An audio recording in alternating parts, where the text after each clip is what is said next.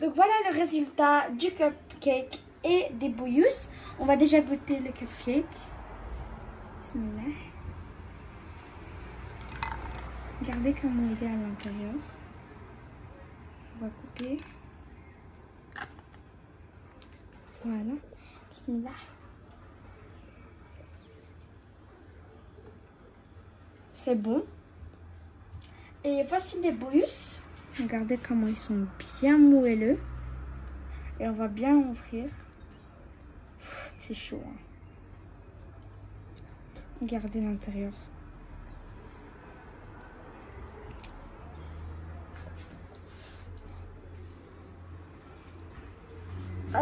Donc, n'hésitez pas à vous abonner, liker, partager, commenter cette vidéo. ندوزو المقادير. عندنا 3 كيسان ديال الشوفان، عاد غادي نطحنو خميره ديال الحلويات 16 غرام، واحد الكاس ديال الجوز اولا الكركاع اللي كنقولوا حنايا، كاس ونص ديال الحليب بارد. هذيك الطويصات اللي غنستعملوهم في كابكيك واي نوع عندكم يمكن لكم تستعملوه. بنان 4 كبار، 4 صغار اولا 3 كبار. عندي معلقه صغيره القرفه، شويه د الملح، نص معلقه صغيره ديال كوزه الطيب محكوكه، 2 بيضات. نتوما كتشوفوا البنان يكون طايب بزاف، يكون طايب مزيان. نخليكم مع ريتاج هي اللي غادي تعمل لا غوسيت. Comment ça va? Aujourd'hui, on va faire des cupcakes à l'avoine qui est bon pour la santé. Donc, avant de commencer la vidéo, n'hésitez pas à vous abonner, liker, partager, commenter cette vidéo et vous abonner sur ma chaîne. C'est parti! Ici, nous avons déjà mis 2 œufs et maintenant, on va mélanger. Attendez. On va rajouter 2 verres de lait. Donc, un où il n'y a que la moitié. Et un autre où il y a tout.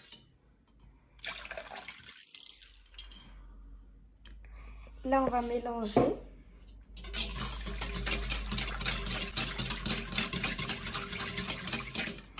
Voilà, et on va rajouter un peu de sel.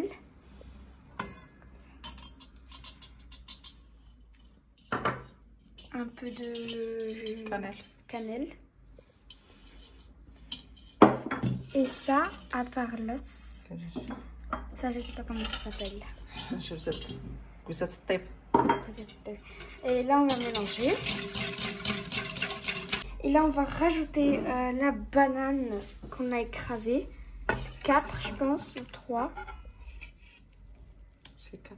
Et donc après on va mélanger bien tout ce qu'on a mis. Là on va rajouter ça. C'est Bakin, c'est un... C'est de l'Everchine coupate. Donc il faut d'abord ouvrir.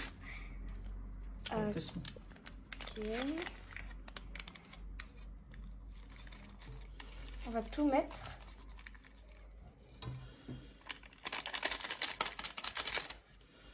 Et on va mélanger jusqu'à ce qu'il n'y ait plus de blanc. Ça. L'avoine. C'est de l'avoine poudre. 1, 2 cuillères. 3, encore une et puis je mélange. 4 cuillères d'avoine poudre. Je vais bien mélanger et après on rajoute peu à peu. Donc maintenant on prend le noix. On mélange avec la poudre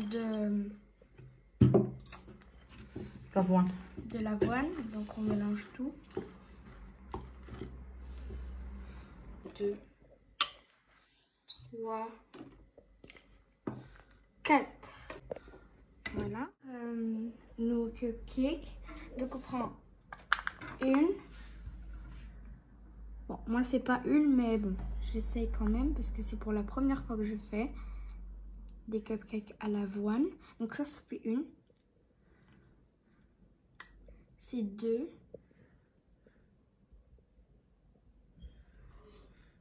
Et ça c'est 2,5. Voilà. Puis on fait comme ça. Ok.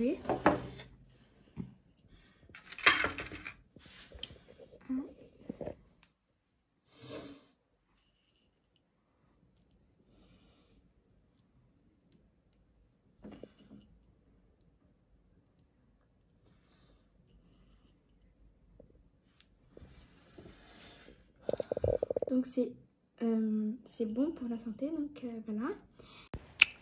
من بعد ما سالت ريتاج عمرت هاد الكويسات، الفران كيكون ديجا كيسخن، دونك غندخلوهم فران ديجا مسخن، غنعملوهم في الوسط ديال الفران. انا عندي فران كهربائي بحال اللي كتشوفوا. شعلوا عليهم من تحت، طيبهم على 150 درجه بلاتي عليهم. شتي كيفاش كيتنفخوا. غنوريكم النتيجه ديالو. ها هي النتيجه من بعد ملي خرج هاد الكب كيك اللي هو رائع، صحي، اقتصادي، غني غني غني بالطاقه، سورتو مزيان الوليدات اللي كيمارسوا الرياضه، الريجيم، من اي واحد صالح. جربوهم وما غاديش تندموا، وان شاء الله غادي يعجبوكم ترجعوا مدمنين عليهم. ننتقلوا معكم دابا الوصفه الثانيه ان شاء الله. هنا تشهد ديك القريشلات ديالنا او اللي كنقولوا حنا بويوس، يبقى تنعملوهم الكوتي. هنا عملت 800 غرام ديال الطحين ديال الحلويات باش كيجيو مزيونين هاد البويوس. غادي نخلطوا، هادو ساهلين بهذه الطريقه هذه، كلشي غيتخلط في دقه واحده، ما تبقى لا تعمل لا الاولى ولا الثانيه. هنا عندي كز السكر ومعلقه الخميره ديال الخبز، عملتهم في واحد شويه د الحليب وخليتهم تتفاعلوا مزيان مع بعضيتهم. غنضيفوهم بحال اللي كتشوفوا. غادي نزيدوا على هاد المقادير، عندي معلقه السكر، 2 معالق ديال الحليب نيدو. اللي ما عندوش الحليب نيدو ما حتى شي، وشنو هو كيعطي واحد المذاق، واحد كيجيو داك البويس طريين. هنا عندي 2 اصفر، لا 2 اصفر بيضه، هادو غادي نعملهم باش ندهن بهم عفوا، و2 ابيض البيضه هما اللي غنضيفوهم. ها هما 2 ابيض البيضات هما اللي غنضيفوهم. نحتفظوا ب2 اصفر البيضات. تعرفوا ابيض البيض كيعطي واحد الليونه، واحد الطراوه للعجينه. هادو نحتفظوا بهم، بعد غادي ندهنوا بهم البويوس. عندي هنايا نص كاس ديال الزيت. هاد الكاس هذا كيعبر 150 مليلتر. عندي نفس العبر ديال كاس الانبه، داك الكاس كيوزن لي.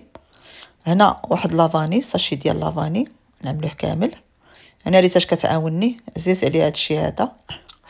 ساشي ديال الخميره ديال الحلويات من فئه ديال 800 غرام اولا 7 غرام اللي متوفر عندكم. هادو هي.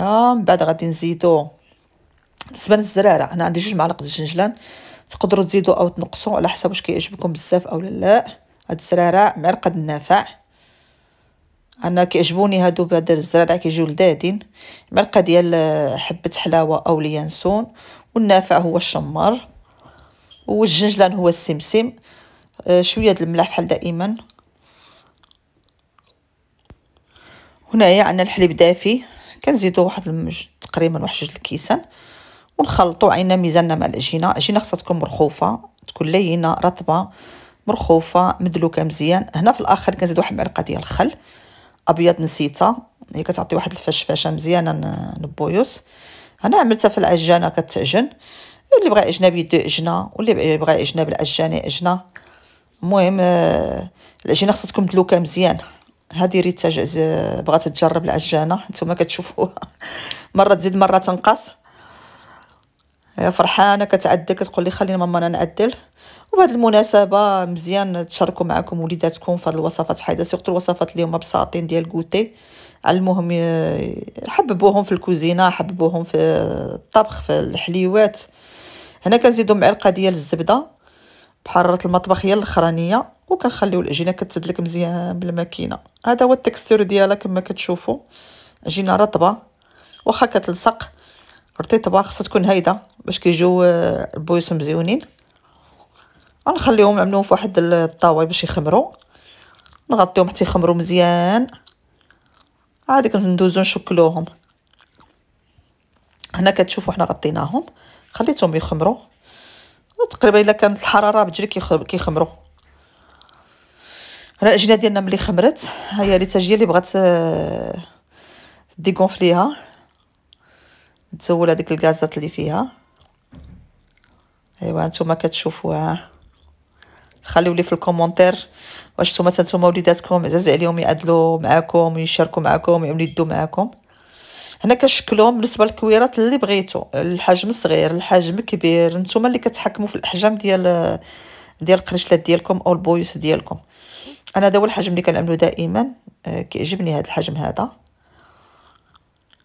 هانتوما كتشكلوهم، غندهنهم ديك اصفر البيض، نزيد عليها شويه د الحليب، شويه ديال القهوه سريعه الذوبان، ندهنوهم ونخليهم يخمروا ماشي بزاف لان الحراره دابا بتجري كيخمروا. وفي هذا الاثناء الفران راه هو كيسخن. هانتوما كتشوفوا هنا نوريكم اصفر بيضه مع شويه د الحليب مع نسكافيه. المهم قلت لكم الفران في هذا الاثناء كيسخن. عندي فران كهربائي كنسخنو على 200 درجه من تحت ومن فوق. كيسخن مزيان. ملي كندخلوا اللاطه ديال الفران كنعملها على 180 درجه، كنخليها في الوسط وكنشعلها من فوق ومن تحت. المده ديال الطهي ديالي انا هي 4 ساعات بالنسبه للفران ديالي. وقبل ما ندهنوهم هانتوما كتشوفوا كنتكي عليهم هذا كنقرصهم شي شويش باش ما يجوش مقونفلين بزاف. هانتوما كتشوفوني كنقرصهم شي شويه عاد غادي ندهنهم ونخليهم يخمروا. المهم مده الطبخ ديالي انا في الفران ديالي 4 ساعات لان انا مولفه كنعدلهم وعارفه وكل واحد كيعرف الفران ديالو. 4 ساعات كيكونوا طايبين من تحت ومن فوق محمرين. وانتم غتشوفوا ان شاء الله النتيجه ديالهم ملي غادي نخرجوا من الفران وغنشارك معكم ان شاء الله كيف كيجيو. وبهذه المناسبه شكرا لجميع المتابعين القناه ديالي اللي كيشجعوني واللي كيخليوا لي تعاليق مزيونه مشجعه واللي كيدعموني. ومره كنغيب هذه الفتره عندي امتحانات ديال الاولاد ما كنقدرش ان انا نبقى نصور يوميا. نتسنى هاد الفتره الامتحانات تدوز ان شاء الله بخير. وكنتمنى النجاح لجميع وليداتنا في جميع العالم كامل. الله يوفقهم الله ينجحهم ويفتح لهم ان شاء الله البصيره ديالهم. هذاك الشيء انا مشغوله معاهم دابا هاد الايامات ان شاء الله حتى غيساليو السنه الدراسيه كتسالى هنايا 7 في جويي 7 في يوليو عاد كتسنى السنه الدراسيه. هاد الفتره كامله ديال الامتحانات ايوا ان شاء الله الله يوفق الجميع. هذاك الشيء ما كنصورش يوميا. هذه قلنا نعملوا كوتي جوج نعمل كوتي قالت لي تيتي ريتاج ديالي قالت لي نصوروا ماما ديالي هذا الفيديو بغات هي تشارك وتعدل. وان شاء الله من هنا لقدام ان شاء الله نعملوا وصفات مختلفه، وصفات الصيف، حليوات، اشياء اللي هي بسيطه وغير مكلفه ان شاء الله. وما تنساوش تعملوا لايك وتشاركوا هذا الفيديو مع الاحباب ديالكم الاصدقاء ديالكم الاقارب ديالكم مع الزملاء ديالكم. تخلوا لي شي تعليق واللي باقي ما اشتركش يشترك في القناه فضلا وليس امرا. وشكرا جزيلا لكم على كل كلمه طيبه كتخليوها لي في الكومونتير ديالكم. شكرا بزاف. هانتوما كتشوفوا يمكن زينتم هنايا بالجنجله اللي هو السمسم. يمكن لكم تخليوهم هيداك، يمكن لكم تعملوا اللوز اولا لوز كومكاسي. المهم التزيين كيبقى لكم. هادو من بعد ملي خرجوا من الفران هانتوما كتشوفوا الشكل ديالهم محمرين ما شاء الله. الريحه رائعه كتجي غزاله كيجيو هشاشين. انا ها وحده شفتيهم كيفاش عاملين. انا كنتكي عليهم ما شاء الله قطنيين هشاشين رطبين. هادو الكوتي للصباح الفطور وليما لا تعملوا بهم حتى الهامبورغيسا كنعملوا منها بهادو كيجيو رائعين. شي نهار نشارك معكم ان شاء الله طريقتي. لوليدات المدرسه احسن ما نشريو من الزنقه كنعرفوا شنو كنوكلوا وليداتنا. حاجه نقيه في الدار كتعطي لا كونسيتي وكتعطي حتى الكاليتي حتى الجوده. واللي جربهم يخلي لي شي كومونتير زوين في حاله. هادو النتيجه النهائيه لكاب كيك ها هما جاو رائعين ما شاء الله. يعني صحيين طاقه ما فيهم لا زيت لا زبده لا كثره الدهنيات. يعني السعرات الحراريه ما فيهمش بزاف فقط حتى السكر ما كاينش فيهم. اكتفيت بالحلاوه ديال البنان. وهذه هي النتيجه النهائيه ديال بويوس وكاب كيك كما شفتوا. وشكرا على المشاهده والى وصفه مقبله ان شاء الله.